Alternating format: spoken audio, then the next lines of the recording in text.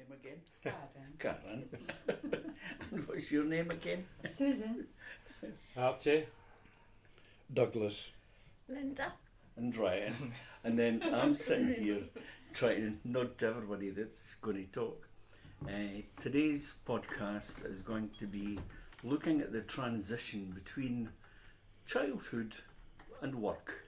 So looking at that period of time, what happened and how transition was made for youngsters way back in the 40s, 50s. 60s. 60s? No, 60s. You're still 60s, you're just a youngster. 70s and 80s. Oh My goodness. Interesting. So, anyway, right. 1970 I started work. I'll make my apologies first for Pat Scrimgeour, who unfortunately can't make it today because she's been in hospital and she's recovering. So we're hoping to see her next time, but we're wishing her all the best.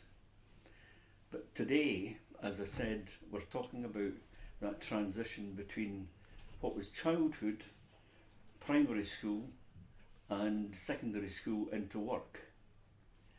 I think the first thing I want to say is that for me, and I think it's different maybe for Archie and Karen certainly, that we had what was the 11 plus.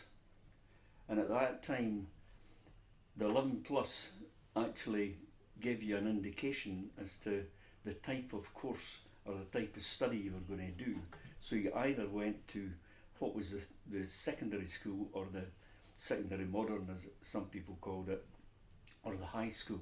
So in Kirkcaldy we had Temple Hall, had Viewforth, and there was Kirkcaldy High for the more academic. The actual period of time we're talking about was, as I said, the 11 plus, so it was at 11 years old. But prior to that, I had a part-time job that was delivering papers in the morning. So that I started at 11, so I was beginning to think about the world of work and that I was wanting to try and make a wee bit of extra money for myself, so to get rather than just having my pocket money. Anybody else have a part-time job? Yeah, I had a part-time job, but it started before I was 11. Right. And grubs just on the lorries on a Saturday morning. 10 shillings for the day. What age were you? Probably about 9, 10. My goodness. Goodness me. What were you doing? Just 11 round the doors. So when was it that they changed the years in terms of how old you had to be? You know, I think for us it was, you know, you could be 11, but it was mainly suggested that you were at least 12. So you had to be at least at secondary school. Yeah, at one point you were having to get registered if you had a part-time job, a school kid. Yeah. And you had to pay national insurance, tuppence a week. Aye. Wow. From there? Did you have any in Douglas? No, I was badly spoiled. Lucky you. Well, for the job that I did, I was out 6 mornings a week, start at 6 o'clock in the morning, and I wasn't finished until usually about 8:30, 8:45, because I had to then go to school. But for that, I was paid 9 shillings a week, and then you got your tips over and above that if you were lucky enough to get Well, tips. you were flush. Aye, really flush. And how 9 much- shillings a week. How much is 9 shillings in new Did you money? borrow 45 pence. No. Just 45 pence. Pence. Yeah, aye, Well, 10 shillings is 50 pence. aye. Oh, right. So when it came down to it, you know, what you could actually afford off that 9 shillings was quite a lot. It You know, was, you Yeah, You but felt Went a you long were- way. A lot these more jobs than that we had, the paper rounds, the juice factory and things, your best times was Christmas, New Year, the tips That's you right. got were. Yes. aye. I mean, I was making 25 quid at 9, 10-year-old in tips alone. Very Wow, good. that was a lot of money Yeah, then. I thought you were a millionaire. Yeah. Yeah. Because you're a lot older than me. I had to wait to see how long it would take her to get that. It's for somebody that was going to be quiet. No, that was the 11 she was waiting for that opportunity. I think the biggest thing though to happen was when we went to secondary school. At that time it was streaming, so you went into certain classes depending on your abilities.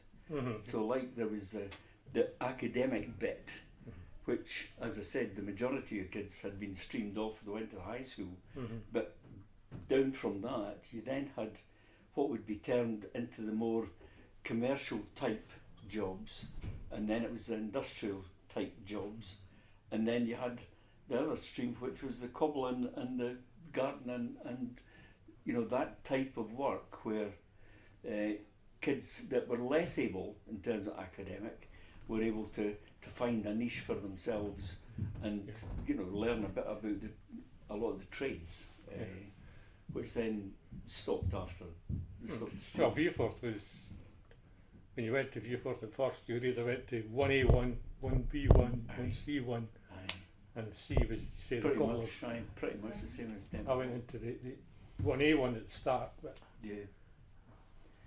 I got downgraded. I was quite privileged, I think, when I went to primary school up in the School Bray, just up from Dovco. Yeah, yeah. That's where I started. That was the wee school at the time in Dyser. And the first teacher I got was Mrs. Walker. And Mrs. Walker took her class at the very first year when you were 5 years old, right through primary, every year, which is never done nowadays. No. And she was the only teacher in the school at the time who was a graduate. She had an MA, Right. and all the other teachers were teacher qualified, but with primary school qualifications. Yes. So I had the privilege of being taught by somebody who kind of knew wider and bigger things. Yeah. Yeah. And when I left the school, I think we were among the last year with the 11 plus, because that finished in the mid 60s. And I went to the high school, and it was a selective school at that time, of course, and it was 1F1, which F for French, or 1G1, Right.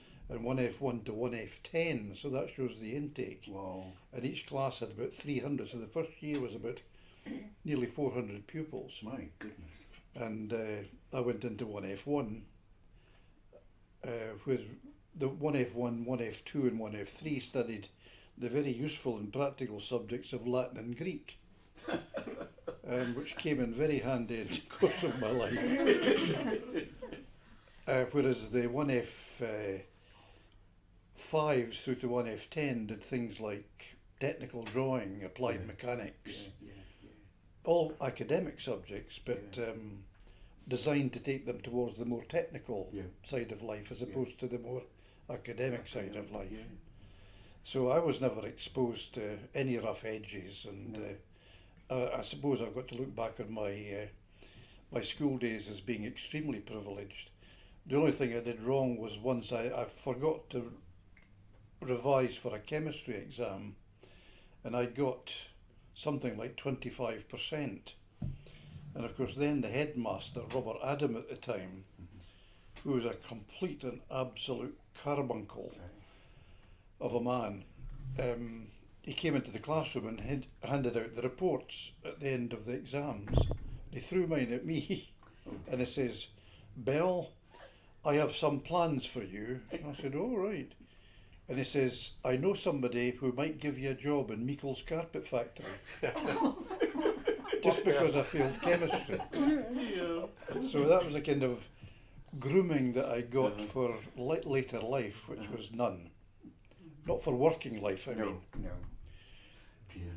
But Robert Adam, he was the bod. That was what he was called. He was called the bod. Aye. He lived in Loughborough Road, just along from Viewforth, and used to get the same bus as I did into the school in the morning. Used to come home for his lunch, and the bus in the afternoon, and the bus back in the evening. Whoa. And so I was never free from him at all, ever. He was a terrible man. I think we all had that kind, or certainly I remember lots of negative experiences of schooling. But I remember the main thing, I was the first in the school to ever receive all my swimming badges that you got. There were wee ribbons that you had to sew in your swimming trunks. But when I left school, and I'm jumping a wee bit here, but when I was leaving school, I went to get a reference from the headmaster, and Mr. Stewart was his name. But he sat there and he says, well, he says, I'm giving you a reference. He says, an excellent reference. I got it, and I looked at it, and I thought, excelled at swimming. So if I'd gone for a job as a lifeguard, I would have been fine. But that was the only thing I had excelled at. Came out of that school with a typing certificate and nothing else, a leaving certificate. So for me, academia just didn't work. But to get a swimming certificate was just the bee's knees for him. When I eventually left school and went to university, I was saying to Susan earlier that I originally applied for medicine and was accepted. Right. And then I realised in my heart of hearts that I couldn't stand injections, and I didn't like the sight of blood. So it wasn't really a happy union of my aspirations and the likely experience. So I ended up doing philosophy and law. Oh my goodness. So my preparation for work was non-planned. Sure. I just drifted in. Yeah. What about part-time jobs? And Susan, did you? No, I never had any. Did you know? No. There was nothing at Temple Hall before you were leaving Sure. to take you into opportunities. No. But the day I was leaving, one of the teachers, she said, she addressed the class, and she said, anybody's looking for a job, she said, my sister-in-law has a place, and if anybody, if they like cats, and I thought, yeah. So there I goes away to see the women. So that was where I went, but it wasn't cats. Again, I picked it up wrong. It was hats. Oh. So that was my trade. You I got a learned fur how to hat. make hats. Oh, wow. Linda. I had paper round when I was still at school, but I was at secondary, not primary. I was 12 when I got that job. And then I looked for another one because I hated going out early in the morning. And I got myself a job in Woolies on a Saturday, working Saturday morning. So you've got some stories to tell about Woolies, have you? Well, just all the boys coming in and trying to make me embarrassed, Aye. things like that. Listening to all the music, they had their music that they put on every, well, you know, people would come in and ask for it. They didn't have booths in Woolies. They just had a counter with the records and people asked for the music. Yeah. So But Woolies in Kirkcaldy, that was something else. That was a huge shop, wasn't it? it was big. Aye. Sold broken biscuits. And That's right. Peanuts. Peanuts, Salted, salted salted. peanuts. Assaulted peanuts. Yeah, assaulted, yes. Used to Yeah. get that, aye. I worked on the makeup counter, which was good. Yeah. Got to try out all the new things. I think another thing that's very different now is how at that time, when you were getting to the stage of leaving school, we had a careers officer. It wasn't called a careers officer. I think at that time it was something like a youth advisor or something. But they used to come into the school and they would sit and chat with you about the type of work you were going to be looking for and what you should be thinking about when you were at school. But then when we actually left, it was down to the youth exchange, the youth labour exchange, if you like, on the prom. And you would sit in a queue and they would shout your name, and they had the assistants there. They were sitting at a long desk, but they would sit with a wee box in front of them, and it had all the jobs, all the type of work that was available round about Kirkcaldy. And he would go through this card index type thing, depending on what your particular bent was. So for me, that was wanting to go into something that was around about commercial and commercial. He picked out 2 jobs, and he says to me, "There's 2 jobs there. There was one in Barry's and one with the railways. and they were both dealing with they were dealing with freight and parcels and posts and all the rest of it. So the one in Barry's, I went for both interviews, so I was offered both jobs if I wanted them, but I chose the one in Barry's just because it was going to be less outside, because I think a lot of the stuff with the railway, it was going to be about going out to goods wagons and the like and putting labels on goods wagons, so basically dodging trains coming into Kirkcaldy goods station and putting labels on the Yeah, it train. used to be a spring clip you put the cards in. That's right. On the wagons, That's right. Aye. So it was Barry's for me, which was my first job. Well, my first, along the same lines as you, was the pits Yeah. and the Merchant Navy. Right. My dad wouldn't let me go to the pits, Right. and I wasn't wanting to leave home at 15 to go to Merchant. Leith and stay in Leith on my Sure. dad. I wasn't want to do that, No. so I passed on both. Dear. So what did you do instead? Oh, everything, anything, All right. everything. Everything. Until I got the job I finished up with. Aye. Right. A lot of Rico's carpet factory, things like that. Grubs. You know, finished school on Thursday or Friday and was working the next day. Never had a break.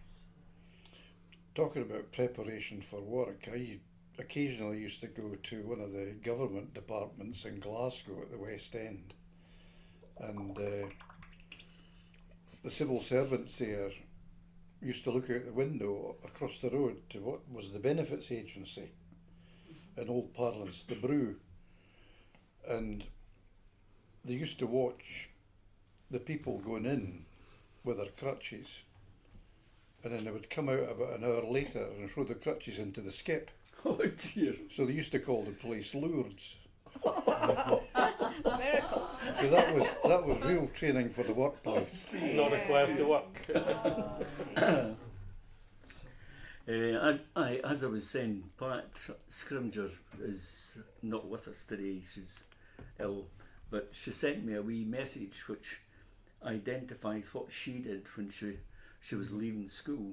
So I'll read that out if I might. Left school in 1960, age 15, with one certificate, Pitman's Elementary Typing. Youth employment helped leavers at that time to find jobs, which were actually plentiful in those days. I wanted to be a tracer, but no jobs in that line were available at the time. The employment officer got me an interview at Nielsen's garage as a junior typist. I managed to get that job, which I was quite enjoying, when after only 2 months I received a letter from the employment officer saying that there was a job as a junior tracer coming up at the gas board in Link Street in Kirkcaldy, just along from the garage. Wasn't going to go, but my mum said that as a gentleman had been kind enough to keep me informed, I should go to the interview. I went along for the interview and was offered the job. The deciding factor for me was the wage I was getting was £3.2 and 6 at the garage, and the gas board was £4 10 It was a no-brainer, and into the bargain had a great time there. At 20 I moved on to be a tracer in the NCR in Dundee, and I left that job to have family. Next part is another story which will another day. I'm interested in that though, Pat. It was quite good. What that exactly is a tracer? taking plans And then copy. and tracing the plans, Okay. which she did for a long time and really enjoyed it. I take it that's a job that's now obsolete. Yeah, Yes. I will be computerised. But it's quite. I think the main difference is the availability of work and work that was geared up to actually correspond to the actual skills of the community. There was nothing that was too. There was nothing there that was too challenging put in your way, but the job market was such that they were able to offer different types of work depending on your abilities. Oh, that's a terrible jobs. I mean, commercial window cleaner, not doing schools, not houses, schools and office buildings and things, and then a chimney sweep. did that as yeah. You didn't go up the chimneys then? No. That was after your time, or before your time, sorry. Didn't use that. That never happened. Let's get Archie today. Sorry, I'll get my revenge. I will. Yeah. Aye. I think with the Barry's job that I did get, I really quite enjoyed it, but I was on what they called the post desk. And basically, there was a board on the wall. Now, you have seen like upstairs and downstairs where they have the servants' hall Bells. and The they've got the bells. bells against all the numbers. Well, there must have been in that office at the back of the station up the road here in Kirkcaldy. It was the top floor of that we were. But then below that, there were all the directors they were based downstairs. But if a bell went, now that could be anything from, I think it was 1 to 30. It was our job to actually tail it, wherever that was, and go for what they were looking for. So the kind of story that I've got on that was one of the directors, he smoked caps in full strength, but he used to ring the bell. You would go and he would say 20 caps in full strength. So you had to go for there to the back of the station where there used to be the wee shop, get these caps in full strength, take them back to him with his change, and the chances were when you got back it would say, and a box of matches. So tail it away back. And quite often in the pouring rain. Right. Yeah. I can't remember seeing a documentary on TV along the same lines, but it was Nairnsies. Aye, A woman in Nairnsies. aye, Do you know that sort of thing? aye. So What the, was- sorry, the go on. building that you worked in Yeah, at Barry's, is that where Fourth House is now? that's 4,000. The Aye, new flats. aye. That's it was a fantastic place to work. You know, you had within that building, you had, as I say, all the different directors, but then on the bottom, the basement, as it were, there was the pattern shop. So the canteen, there was a canteen for the offices, which was right through the back of the pattern shop. So as youngsters, as 15, 16-year-olds, we used to have to go through this, and it was all women that worked in there. And you just about took your life in your hands when you were going through there, because they just used to bother you, you know, when you were going through. My partner worked in Nairnsies, doing the same sort of thing, Aye. patterns, Very good. when she first left school. I changed days though. Yeah. Yeah. Well, when the youth employment officer or workers came to the school to tell us what was available, it was all Nairns and Barry's and shop assistants, and I always knew what I wanted to do. Yeah. I wanted to be a hairdresser. Mm-hmm. So I went out, looked at all the hairdressers, went round asking if they needed somebody's shampoo. No, they had enough. But the bandbox was opening in Sinclair Street just about that time. So I went up there, Yeah, saw Mr. Wigley, and I fantastic. got myself a job before I left school. Aye. So I didn't start till after I left, but I already knew I was doing it. Aye, that was something that, again, it was quite often that people were going round doors, just chapping the door Yeah. just to see, you know, go and ask the boss if there's any work going, any jobs going. And usually you ended up with, you know, getting something Yeah. doing that. I did that with Meikles. I just kept going back and kept going back until I got a job. Yeah, Because I wanted the job there, because one of my mates worked there, so yeah. I wanted the job. Where was Nico's? There was two factories. There was one in Primewell at Box Street, and I only worked in for about 4 or 5 months. But there's one in Dysart on the High Street, right along at the Manor Rock. Right. That was Meikles, right up to the Hill Street. When I was there, the dye house had just closed. They're just closing, and we were preparing the wheel for the rugs, the carpets, the fettling, and the carding and things. It was good. I loved it. Can I tell a sordid story? You can indeed, sir. Sorted. One of my usual sordid ones. Linda with keen anticipation. I'm listening. As a student, I had various summer jobs. That was the extent of my work experience. And I worked for several years as a a fisherman in the Tay Salmon fisheries. Mm. And then I stopped doing that and I got a job in Tullis Russell's in the power station. And the power station had engineers and mechanics who went out and serviced the mills, did various things. And there was also the head office in the centre of the complex at Markage. And once a year during the Fife holidays, the electricians and the mechanics would go in there and the plumbers and do all the necessary maintenance work and refurbishment. And this yell came out from where the plumbers were working, and I said, "Come and see this." And they had been investigating some blockage in the drains, and the blockage was caused by hundreds, if not thousands, of used contraceptives. So one could only guess from that what was going on in the head office. That's an absolutely true story. Oh, It was maybe for Christmas time they'd maybe been using balloons. Could have been, yeah. Maybe no. Aye, changed days right enough. But Kirkcaldy, looking back to that time, it was always suggested that you either got Nairns or you got Barry's or you got the council, and with any of them you were set for life. And I was only there for a matter of what it would be 2 years, a year and a half, 2 years in Barry's, and then they stopped production in Kirkcaldy. They moved everything down to Staines in Middlesex. So all the work went down there.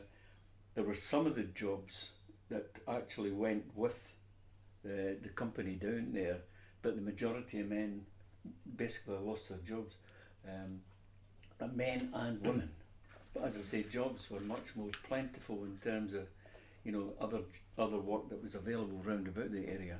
But certainly Kirkcaldy lost out a great deal. I think I was messaging Karen, I think, about that one time, and I said, what would it be like in Kirkcaldy if these places were all still open? I know. How many jobs there would be in Absolutely. Kirkcaldy? Well, I believe the story went that Nairn at one time they had such a hold over the council and over the community that there was a company, I don't know if it was Ford, but it was one of the other big yes. car companies who had wanted to set up a workplace in Kirkcaldy. And Nairn said, under no circumstances can they come here because they're just going to take my men away. And they didn't allow that, and Kirkcaldy lost out. And then, of course, what happened was that they moved. How many people did Nairns employ, and how much do they employ now? Hundreds. But we stayed along the road for Nairns, and as a kid, I used to remember it, standing at that close end, standing there watching the crowd coming out of the factories. The horn would blow. Oh, the horn would go, and everybody would come. They would come out on their bikes and everything, running. Yeah, if I remember correctly, the number 5 bus used to The be 5 like bus, that. that's right. That's right. But my grandpa, he worked in Nairns at that time. I must have just been about 4 or 5. But I remember standing there waiting on him, watching for him. I'm coming, so he would give me away when he was going home to Factory Road. I remember the days of the old sirens going at 7 in the morning, calling the workers to account, and oh dear, changed days. I know. Imagine if you tried to do that now. I know. We want to work from home now all the time. So, what about unemployment? Was anybody unemployed? Only if they wanted to be. Yes, Right. there were jobs for everybody. There was jobs. Aye. So you got Thank your you, pick. Yeah. Oh, you had the usual ones that you've got now. Yeah. Just when you go to do it, Jobs that live off didn't the want state. to do. Yeah. Well, in my time at the school, I'll just say briefly because it wasn't even in Kirkcaldy, I had a part-time job at Bridge End Garage before I left the school. Oh. and there wasn't even a phone in the garage at that time, and it sat away from the village of Fruki, but I was left in charge on these 10-hour shifts. No, it wasn't good fun, because my brother's friends used to come in and take a lemon and take some sweeties and put them in the pocket and stuff. So I had that job, and then when I was leaving school, the careers officer had come in and said, "What do you want to do?" And I said I wanted to work with animals. But then they took me up to Elmwood Farm, and part of that week's work placement was to go to the slaughterhouse at the end, so that completely put me off. What a shame. So when I left the school, I just couldn't wait to get left the school. I didn't know why I was studying or anything. I did my studying later on in my 20s and 30s. I ended up, I just wanted a job. I just wanted to do any job at all. I wanted a wage at the end of the week to buy records and clothes. As you do. And, yeah, I went around hairdressers to start off with, because my brother's girlfriend at the time was a hairdresser. She got me the offer of a job just as I also got the offer, having put in a letter, of a dental nursing job, but it was a YTS. So the dentist had to pay £10 of that £28 a week to have me as a trainee, but he got me as a full-time worker from day one. No other person was there, and then after the 2 years he was going to just get another YTS instead of keeping you on. But, So the YTS, just for anybody that doesn't know, that was what they called the youth training scheme. So it was a government scheme that you got all the kids. Wasn't onto there at my time. No. No. Yeah. My brother, like, he Yeah. was working in Ravenscraig Park. Yeah. Just sort of tidying Mhm. up. Aye. Used But to I have thought, to be there. I thought Karen was going to mention at the time she was in Bridgend Garage, we stayed along in Kettle Bridge. So that was along the road, just no far along the road for Fruki, about a mile and a half or something. But closing time at the garage, Karen had the responsibility of taking all the cash, actually checking it all through, putting it into a bag and putting that into a night safe, which was in the floor of the garage. But I had So to make the books work had first. the books all had to be done first. So the chances are that myself and Karen's mum would go along to make sure that she was getting everything done and making sure it was all locked up and everything. So, Night. sorry, 10 o'clock at night. So after her working that full shift, she still had stuff that had to be done once the garage was closed. So she wasn't getting money for nothing, put it that way. And, you But know, then at 10 o'clock at night, she wasn't getting time to spend it either. no, no, not a lot. No, I was only doing like a couple of days. I was just working there Yeah. on either a Saturday morning from like 5 till 5 or something like that, or from 11 till 10. 10 10. o'clock. Yeah. Aye. That's a big responsibility to give. I know, I don't Aye. think they would Somebody allow that it now, much, No. but, especially without a phone. Name No over. bodyguard. But I suppose all the, like the apprenticeships and everything that happened when we were leaving school, there was always that opportunity to get into something where it was about training. Yeah. And there was always the other bit of that, which I promised myself when I was leaving school without certificates. I thought, I'm going to go back to the college at night school and I'll go and I'll get certificates. Umpteen times I tried it and I thought, nah, it's not for me. This going out to actual college at night didn't work. You know, I was coming home from my work and I wanted to be doing something that was a bit more social.